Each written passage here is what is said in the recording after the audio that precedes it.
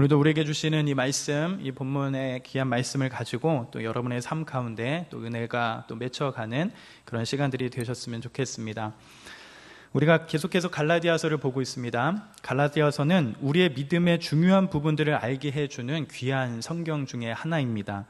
특별히 복음은 무엇인가, 또 우리의 믿음은 무엇인가, 그것을 기억하며 알 수 있는 귀한 성경이지요. 우리는 구원을 믿음으로 받습니다. 예수 그리스도를 믿음으로 우리는 구원을 받는 것이죠. 사도 바울은 이 귀한 은혜의 복음을 자신도 경험하였고, 또한 자신이 경험하고 깨달은 복음을 전하는 자로 이방의 사도로 귀한 일들을 감당하였습니다. 그러나 초대교회 당시 이런 사도 바울을 공격하는 무리들이 일어나게 되지요. 또한 사도 바울이 전한 복음을 왜곡하고 교회와 성도들의 믿음을 흔드는 그런 무리들이 일어나게 됩니다. 갈라디아서는 이러한 거짓 선생들과 거짓 진리들 가운데 교회와 성도들을 바로 세우는 귀한 성경이 되는 것이죠. 사도 바울은 자신의 사도권과 더불어 자신이 전한 복음을 공격하는 선생들과 이단들 앞에 자신이 받은 사도의 직분이 사람들에게서 난 것이 아니고 사람들을 위해서 된 것도 아니고 또한 사도들의 가르침을 받아 된 것이 아니라 오직 하나님께로부터 난 것임을 밝혀갑니다.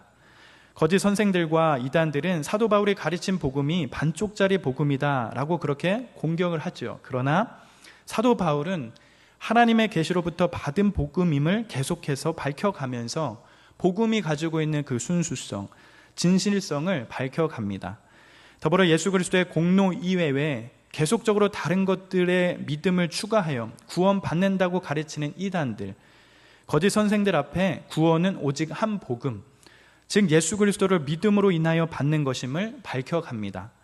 할례와 같은 외적인 부분들, 자신의 의로움을 강조하고 밖으로 드러나는 것들로 인하여 구원을 받는 것이 아니라 내적인 변화, 즉 예수 그리스도를 믿음으로 인하여 구원을 받는 것임을 밝혀갑니다.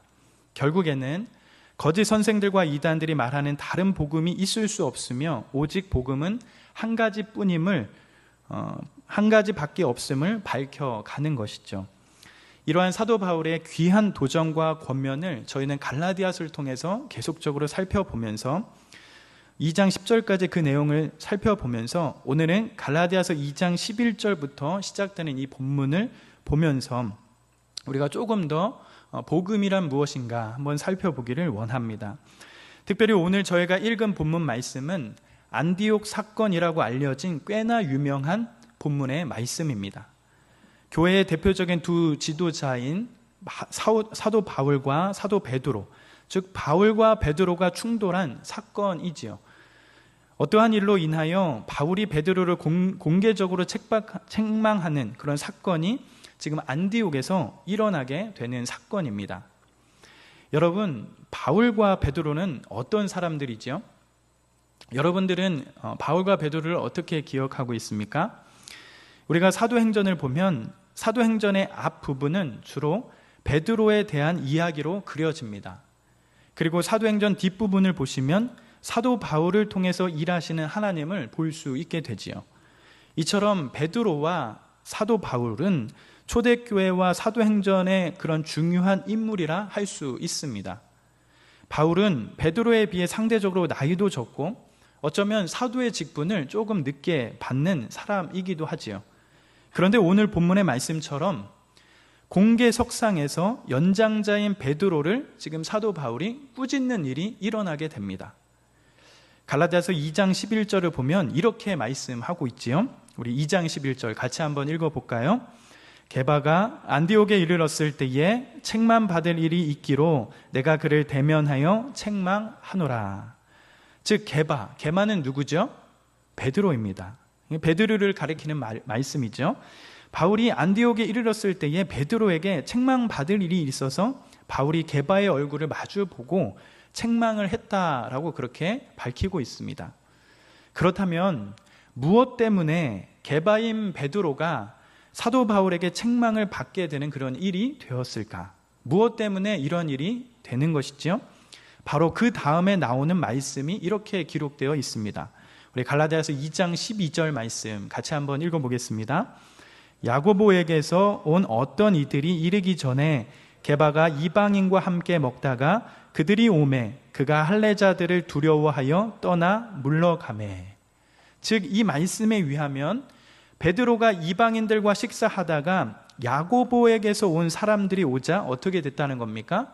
물러났다라고 밝히고 있습니다. 그런데 야고보에게서 온 어떤 이들이 아마도 할례를 받은 유대인들이었을 것입니다. 그들이 베드로에게 오니 이방인과 함께 식사하던 그 베드로가 두려워하여 떠나게 되었다라고 밝히고 있는 것이죠. 근데 여기서 중요한 단어는 바로 함께 먹다가라는 구절입니다. 이 단어가 조금 유심히 볼 필요가 있어요. 이 단어는 헬라어 원문을 보면 미완료 시제를 쓰고 있는 단어를 사용하고 있습니다. 그러니까 그것을 우리가 좀 기억해 보면 지금 이 사건이 일회적인 사건을 가리키는 것이 아니라, 즉 베드로가 식사를 해가는 그 사건, 이방인들과 식사를 해가는 이 사건이 단순히 일회적인 사건이 아니라 어떻게 되었다는 거죠? 반복적이고 규칙적인 습관을 보여주는 그러한 의미를 띠고 있다는 것입니다. 한 번 먹었다는 것이 아니라 먹기를 즐겨하며 자주 습관적으로 했다라는 뜻이에요. 베드로가 이방인들과 함께 식사를 즐거워했고 자주 반복적으로 함께 식사를 했다는 사실이 여기에 깔려 있습니다. 여러분, 이방인과 유대인들이 일상적으로 이렇게 식사하는 것들이 여러분 어떻게 생각할까요? 가능한 일이라고 생각이 듭니까? 어떻지요? 이방인과 유대인들이 일상적으로 이렇게 식탁 교제를 나눈다는 것은 사실 오늘날 우리가 생각하기에는 별로 문제가 되지 않을 것입니다. 그러나 그때 당시의 문화 속에서는 어쩌면 상당히 어려운 문제인 것은 사실입니다. 유대인들은 선택받은 백성으로서 거룩한 삶을 살아야 한다는 생각이 그들에게 있지요. 그래서 율법을 잘 준수하는 그러한 사람들입니다. 구약 성경을 보면 먹어도 되는 음식이 있고 먹지 말아야 할 그런 음식에 대한 규례도 있습니다. 거기다가 어떤 사람들과 어울리면 부정하게 되는지에 대한 규례도 있는 것이죠. 그런 정결의식 같은 것들이 있습니다.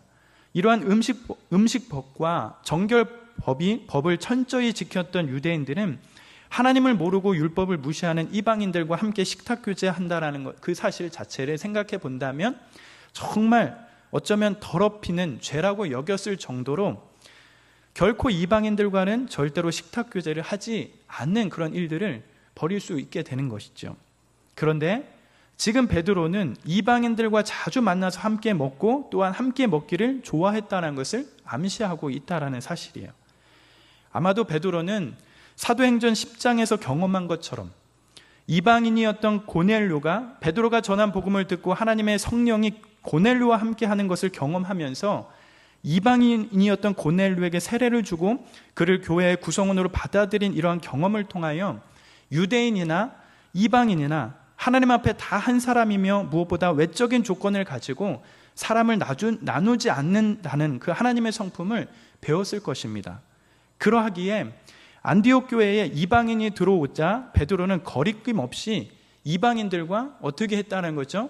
식사와 교제를 할 수 있게 되었고 그것을 즐겨했다는 거예요. 하나님의 구원의 섭리와 경륜을 베드로는 깨닫게 되었고 그러하기에 유대인들이었지만 이방인들과 식사 교제를 즐겨했습니다. 그런데 문제가 생긴 것이죠. 그런 가운데 문제가 생긴 거예요. 어떠한 문제냐면 야고보에게서 어떤 사람들이 다가왔다라는 것입니다. 아마도 이 사람들은 야고보가 보낸 사람들이 아니라 자신들이 스스로 야고보가 보냈다라고 주장하는 무리 정도 되는 사람일 것으로 추정합니다. 그렇게 보입니다. 왜냐하면 진리를 깨닫는 데 있어서 여러분 어떻지요? 야고보나 베드로나 바울은 일치합니다. 그렇기 때문에 야고보가 사람들을 보내어 문란을 일으키도록 허락했을 리가 없을 테이고 자신의 동역자들을 혼란스럽게 만들지 않았을 것입니다. 뿐만 아니라 사도행전 15장을 보면 야고보는 지금 갈라디아에서 일어나고 있는 이러한 비슷한 사건을 다루면서 내린 결정들을 지역 교회들에게 알려주는 그런 일들이 생깁니다. 어떤 사람들이 자신의 지시도 없이 나가서 말로 교회와 성도를 괴롭게 하고 마음에 혼란을 주고 있다고 기록을 하기도 합니다. 즉 지금 이 베드로에게 갔던 자들은 야고보가 직접 보낸 사람들이 아니라 어떠한 사람들이죠? 야고보가 보낸 자들이 아니라 야고보가 보냈다고 말하면서 사람들을 혼란케 하고 괴롭게 하는 자들의 확률이 많다라는 사실입니다. 야고보가 보냈다고 자칭하는 무리가 지금 베드로에게 오자, 베드로에게 다가가자 베드로는 이방인들과 잘 먹던 그 식탁의 교제를 어떻게 하는 겁니까? 물러나는 그런 사건을 보이고 있습니다. 식탁에서 함께 이방인들과 교제를 하다가 유대인들의 눈치를 보면서 두려워하여 물러간 것이지요. 베드로가 물러가니까 갈라디아서 2장 13절 추가적으로 뭐라고 밝히고 있죠? 우리 2장 13절 한 번 더 읽어볼까요? 남은 유대인들도 그와 같이 외식함으로 바나바도 그들의 외식에 유혹되었느니라. 즉 이방인들과 식사를 즐겨하던 그 베드로가 유대인들을 두려워하여 물러나니까 안디옥 교회에 있던 다른 유대인 성도들도 어떻게 했다라는 겁니까? 식탁 교제에서 물러났다고 밝히고 있어요. 심지어 누구까지도 물러났다고 밝히고 있습니까? 바나바라고 하는 그 사람까지도 물러났다고, 유혹이 돼서 물러났다고 밝히고 있어요. 여러분, 바나바는 어떤 사람이죠? 바나바는 여러분들이 잘 알고 있는 것처럼 사도 바울과 함께 1차 전도여행을 다니면서 갈라디아 교회를 개척한 장본인입니다. 그런 바나바까지 뒤로 물러나서 이방인과의 교제를 멀리하는 일이 지금 일어나게 되었다라는 것이에요. 그러기에 이 사건을 지켜본 사도 바울은 어떻게 베드로인 게바를 책망하게 되지요? 갈라디아서 2장 14절 이렇게 보니까 이렇게 책망을 합니다. 같이 한번 읽어볼까요? 시작. 그러므로 나는 그들이 복음의 진리를 따라 바르게 행하지 아니함을 보고 모든 자 앞에서 게바에 이르되 내가 유대인으로서 이방인들을 따르고 유대인답게 살지 아니하면서 어찌하여 억지로 이방인을 유대인답게 살게 하려느냐 하였노라. 여러분, 베드로가 유대인인데도 깨달아서 이방인들과 사귀고 이방인들과 함께 먹으며 유대인들과 사는 것과 다르게 살았는데 어찌하여 억지로 이방인을 유대인답게 살게 하느냐라고 하면서 책망해 가고 있습니다. 사도 바울은 안디옥에서 베드로에게 향한 행동을 바라보면서 이렇게 말하면서 두 가지의 문제를 발견하며 찍어서 이야기합니다. 첫째는 어떻게 이야기하는 것이죠? 그가 진리를 따라 바르게 행하지 않았다는 그런 문제를 지적해 가고 있습니다. 진리를 따라 바르게 행하지 아니하였다라고 그렇게 밝히고 있어요. 하나님께서 복음을 통해 베드로에게 깨닫게 해주신 그 진리를 바르게 행하지 않았다는 것을 꾸짖고 복음과 진리가 왜곡되는 것을 막아야 했다는 것을 지적해 가는 것입니다. 베드로의 행위를 그냥 용납하면 복음과 진리가 왜곡되거나 무시될 수 있는 위험이 느껴졌기 때문에 사도 바울은 공개적으로 그렇게 꾸짖고 혼을 내었다라는 것입니다. 그리고 왜 어떠한 문제들을 지적하지요? 두 번째는 바울이 베드로의 행동에서 발견된 모습은 억지로 이방인을 유대인답게 살도록 만들려는 행위라는 것이라는 것을 지적해 가고 있습니다. 이 두 가지를 들어 사도 바울은 베드로를 공개적으로 꾸짖고 있는 것이죠. 베드로는 하나님께서 사람을 외모로 취하지 않으시고 진실하게 믿는 모든 자에게 성령을 주시며 교회 안으로 받아들인다는 것을 고넬료의 사건을 통해 분명히 알았을 것입니다.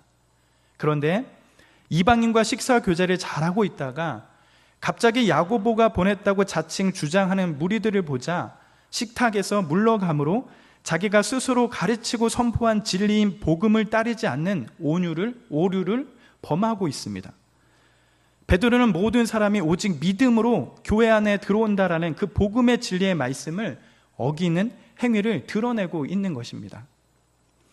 여기서 우리는 중요한 것을 발견하고 또 중요하게 여길 대목이 있다라는 사실을 알게 됩니다. 바로 바울이 베드로의 허물을 사랑으로 덮어주지 않고 어떻게 했다라는 것입니까? 공개적으로 책망했다라는 사실입니다. 교회는 사랑이 제일 중요하다라고 말합니다. 그것을 중요하게 이야기하고 가르치는 공동체이지요. 우리가 십계명을 보더라도 여러분 십계명의 10가지 계명을 2가지로 요약한다면 어떻게 요약할 수 있지요? 하나님 사랑과 이웃 사랑이라고 하는 것으로 요약할 수 있습니다. 또한 이 2가지를 하나로 합치면 바로 무엇이 남게 되지요? 사랑이라고 하는 그 단어가 남게 됩니다. 교회는 사랑이 제일 핵심이라는 것을 가르치는 그런 공동체이지요. 그런데 지금 바울은 베드로를 공개적으로 어떻게 하고 있다라는 사실입니까? 책망하고 있다라는 사실입니다. 사랑은 우리가 흔히 생각하는 것 같이 좋은 게 좋은 것이라는 개념이 아닌 것을 알 수 있습니다. 큰 소란이 일으키지 않고 그냥 같이 묻어가는 것이 사랑이 아니라는 것입니다. 복음이 가르치는 사랑은 목에 칼이 들어와도 포기할 수 없는 핵심적인 진리를 가진 사랑입니다. 그냥 유아무야 하며 너도 맞고 나도 맞고 너도 좋고 나도 좋고 이렇게 사는 것이 아닌 것입니다. 목에 칼이 들어와도 포기할 수 없는 진리를 가지고 있기 때문에 틀린 것은 틀린 것이다. 그렇게 말해야 하는 순간에도 말할 줄 아는 것이 어쩌면 참 신자의 모습이고 그것이 기독교의 특징이라는 것을 알 수 있는 것이죠. 물론 우리는 책망하는 순간조차도 원수처럼 정죄하는 것이 아니라 어떻게 해야 되지요? 그 영혼들을 바라보면서 바르게 하기 위해서 사랑으로 책망을 해야 하는 것이지요. 사랑은 언제나 옳다고 말하는 것이 아니라 때로는 아니라고 분명하게 말해야 하는 순간이 있다라는 사실입니다. 이것이 마치 어린 아이들을 키울 때, 때로는 자녀들을 키워갈 때 절실히 경험하는 부분이기도 하는 것입니다. 모든 것을 다 수용하고 받아들이고 이해하려고 하는 것도 필요하지만 어떻게 해야 되죠, 여러분? 자녀들을 키울 때 빗나가고 거스르며 도무지 해결이 안 되는 것이 있다면 그것을 어떻게 해야 되죠? 어떻게든 바로 잡을 수 있도록 단호하게 말해주고 안 된다고 하는 것이 있음을 알게 해주어야 한다는 사실을 알 수 있게 되죠. 바른 길을 갈 수 있도록 만들어주는 것이 사랑의 핵심인 것이라는 것을 알 수 있게 됩니다. 선명한 기준이 있는 것, 그것이 사랑을 하는 힘이 되는 것 같습니다. 교회가 가르치는 사랑은 모두 맞다고 말해주는 것이 아닙니다. 우리는 목에 칼이 들어와도 포기할 수 없는 그런 진리, 목숨을 바쳐서라도 사수하고 싶은 그런 진리를 가진 자들이라는 것이에요. 그래서 바울은 진리가 왜곡된다고 느낄 때 정말 동역자같이 여겼던 그 베드로를 향해서 베드로 같은 훌륭한 인물도 공개적으로 책망하기를 두려워하지 않았습니다. 베드로와 관계가 깨질 것을 두려워하지 않고 진리를 세우고 보존하기 위해서 힘을 쏟았다라는 사실이에요. 그것이 사도 바울이 가지고 있는 사랑의 모습이었습니다. 어쩌면 베드로는 야고보가 보냈다고 주장하는 사람들에게 자기가 겪은 경험을 설명하고 자기가 자유로운 설명하기가 쉽지 않았을 것입니다. 베드로는 불필요한 문제를 만들 필요가 없어서 물러갔을 수도 있을 것입니다. 그러나 우리는 그렇게 하지 않는다라는 것이에요. 사람과 어떠한 관계가 불편해지는 것을 두려워해서 진리를 양보하는 삶을 살지 않는 것입니다. 우리는 세상에 나가서 이 세상을 종으로 섬기고 희생하고 무엇이든지 남을 위해 내려놓을 준비를 하고 사는 사람들입니다. 그러나 우리는 그저 마음씨 착한 사람으로 남지 않아야 한다는 것이에요. 진리가 왜곡되거나 때로는 그 진리가 부정되거나 하는 그런 상황에서 타협하거나 뒷걸음치지 않는 자들이 바로 우리들의 모습이라는 것입니다. 우리는 바로 그런 사랑으로 사람을 사랑하는 자들입니다. 이것은 저에게도 어쩌면 큰 도전이 되는 일입니다. 바울이 진리를 어느 정도까지 사랑하는지, 진리를 어느 정도까지 지키려고 하는지 그것을 생각해 볼 수 있는 대목이라 생각이 됩니다. 또한 바울이 본 그 2번째 문제는 더 심각하지요. 진리가 바르게 행하지 않았다는 점이 첫 번째 문제였다면 2번째 문제가 무엇이었죠? 바로 진리가 바르게 행하지 않았던 방식에 대한 이야기를 제시하고 있습니다. 어떤 방식이 드러나게 되었을까요? 베드로의 그 모습을 통해서 어떠한 방식이 일어나고 있죠? 이방인들을 억지로 유대인처럼 만들어야 성도의 교제가 가능한 것처럼 진리가 아닌 다른 것으로 간접적으로 가르치는 그런 결과를 만들고 있다라는 사실을 지적해 가고 있습니다. 유대인이 되어야만 유대인들과 식탁 교제를 할 수 있는 것처럼 그렇게 만들었다라는 그 사실을 지적해 가고 있죠. 여러분, 교회는 새로 들어온 이방인들이 먼저 자리 잡은 유대인들처럼 되어야 성도의 교제가 가능한 그런 공동체가 아닙니다.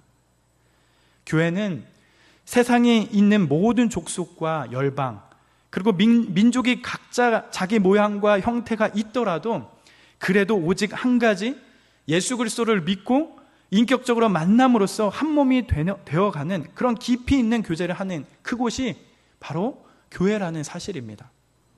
세상 어디에도 찾아볼 수 없는 독특한 공동체가 바로 교회인 것이죠. 그런데 유대인처럼 되어야 한다는 조건은 교회의 정체성을 심각하게 깨뜨려 놓는 일입니다. 마치 아무리 예수님을 믿어도 유대인들처럼 할례를 받거나 율법을 지키지 않으면 같이 식탁 교제를 할 수 없는 듯 뒤로 물러나 버린 것은 진리를 왜곡시키는 일이 되었다는 것이죠. 교회는 진짜 예수 그리스도를 믿는지, 정말 주님을 알고 인격적인 변화가 있는지를 제일 중요한 문제로 삼는 유일한 공동체인 것을 알 수 있는 대목이라는 사실입니다. 바로 이러한 문제 가운데 베드로 같은 위대한 인물이 이방인의 교제에서 뒷걸음쳐서 유대인이 되어야만 교제가 가능한 것처럼 편견과 차별을 하게 만든 것입니다. 교회는 세상에서 달아준 어떠한 명찰을 달고 들어오는 곳이 아니라 민족이나 피부색이나 어떠한 지위나 능력이나 차이가 있더라도 교회 안에 들어오면 예수님 때문에 하나가 되는 곳입니다. 한 몸을 구성하여 깊고 진실하고 그런 사랑으로 서로 연합하는 공동체가 교회입니다. 우리는 교회 안에서 다른 사람들을 대할 때 유대인들처럼 이방인들을 억지로 자기와 같이 만들려고 하지 않고 예수님을 믿는 복음과 그 진리의 아름다움만이 교회 안에 편만하게 드러나도록 해야 하는 것입니다. 그것이 교회가 교회다워지고 세상을 섬기는 가장 중요한 방법인 것을 알 수 있게 되어집니다. 이렇게 안디옥 사건을 해석한 바울은 교회가 왜곡시킬 수 있는 복음에 대해서 다시 한번 명확하게 복음이 무엇인지 말씀해 가고 있습니다. 베드로를 공개적으로 비판하며 책망했던 이유를 다시 한번 말하면서 다시금 복음이 무엇인지 선명하게 우리에게 말씀해 줍니다. 복음을 무엇이라고 그렇게 다시금 가르쳐 가지요? 바로 갈라디아서 2장 15절 16절 사도 바울이 베드로를 책망하면서 복음을 이렇게 다시금 명확하게 세워갑니다.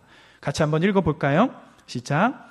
우리는 본래 유대인이요 이방 죄인이 아니로되 사람이 위롭게 되는 것은 율법의 행위로 말미암음이 아니요 오직 예수 그리스도를 믿음으로 말미암는 줄 알므로 우리도 그리스도 예수를 믿나니 이는 우리가 율법의 행위로서가 아니고 그리스도를 믿음으로써 위롭다 함을 얻으려 함이라. 율법의 행위로서는 위롭다 함을 얻을 육체가 없느니라. 이 말씀은 어쩌면 갈라디아서 전체에서 제일 중요한 구절 중에 하나라는 생각이 듭니다. 또한 성경에서 어쩌면 가장 핵심적인 구절 중에 하나가 아닐까 그런 생각도 듭니다. 복음에 대해서 어쩌면 정말 중요하게 말씀을 해주고 있다는 사실이죠. 여러분, 복음이 무엇입니까? 복음이 무엇이죠? 16절에서 말씀하는 것처럼 사람이 위롭게 되는 것은 율법의 행위로 말미암음이 아니요 오직 예수 그리스도를 어떻게 함으로? 믿음으로 말미암음이다. 이것이 복음의 요약본입니다. 저희가 갈라디아서를 살펴보면서 갈라디아서 1장과 2장을 살펴보면서 여러분 복음은 무엇이라고 표현했지요? 복음은 하나님의 은혜라고 그렇게 말했습니다. 복음을 하나님의 은혜의 복음이라고 표현했지요. 그것을 새롭게 표현한다면 바로 이러한 설명을 덧붙일 수 있다는 사실이에요. 바로 복음이란 율법의 행위가 아니라 믿음으로 라고 이렇게 표현할 수 있다는 사실입니다.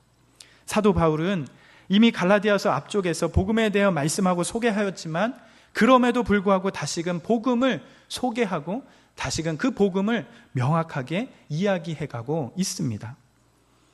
이 본문의 말씀에서는 15절을 시작하면서 사도 바울은 우리라는 말을 사용하면서 베드로와 바울 자신까지 포함하는 유대인들 유대인들을 포함시키면서 이방인들뿐만 아니라 유대인들조차도 예수 그리스도를 믿음으로만 위롭다 하심을 받는 줄 알고 예수 그리스도를 믿는다는 사실을 드러내고 있습니다.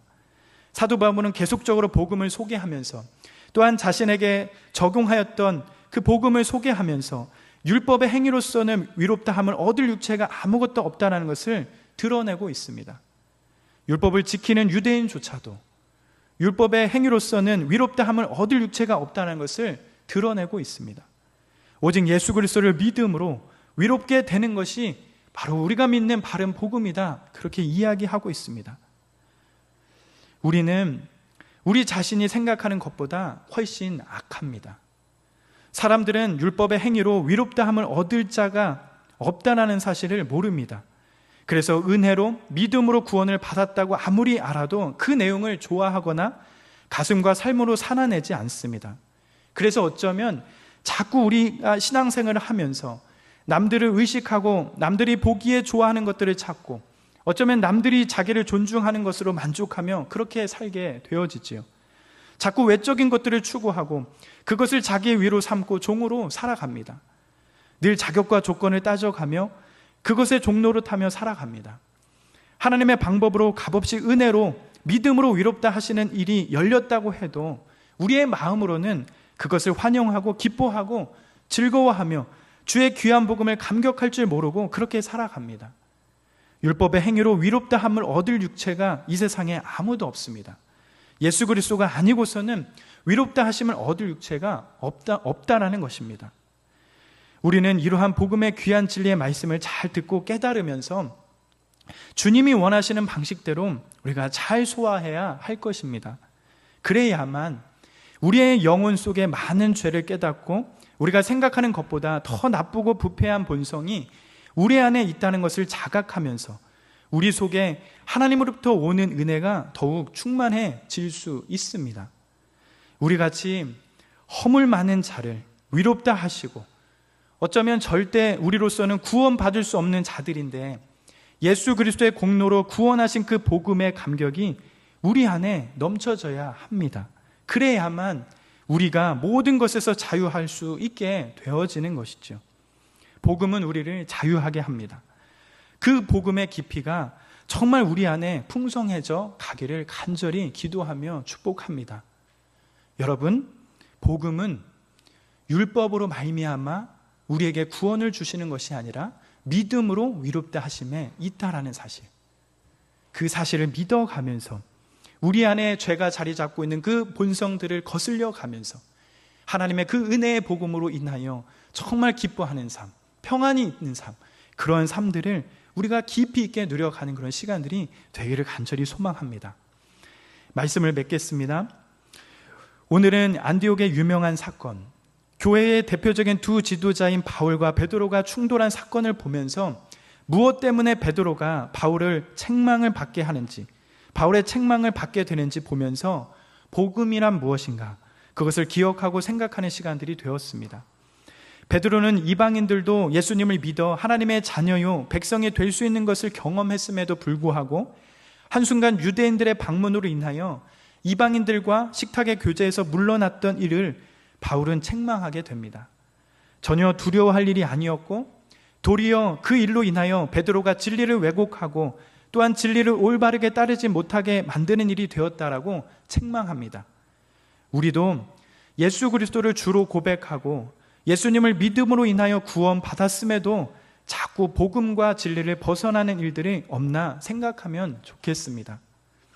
예수 외에 나의 신앙 가운데 중심을 잡고 있는 것이 무엇인가?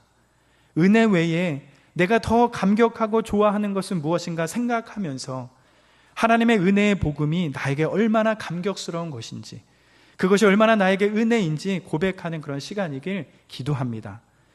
하나님 앞에 위롭다함을 받을 자가 이 세상에 아무도 없습니다. 우리는 모두가 허물과 죄로 죽었던 자들입니다.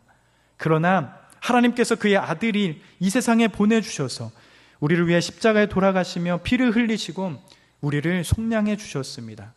그 이름을 믿는 자마다 구원을 받을 수 있도록 그 은혜의 길들을 열어주셨습니다. 우리가 날마다 그 은혜를 기억하면서 그 풍성함을 누려가는 그런 시간들이 저와 우리 사랑하는 형제 자매들의 그런 시간들이 되시길 기도하며 축복합니다. 하나님께서 우리를 자유하게 만드셨던 것들을 깊이 누려가면서 평안이 가져다 주는 그 풍성함을 매일 삶 가운데 누려가시는 그런 복된 시간들이 되시길 간절히 축복합니다.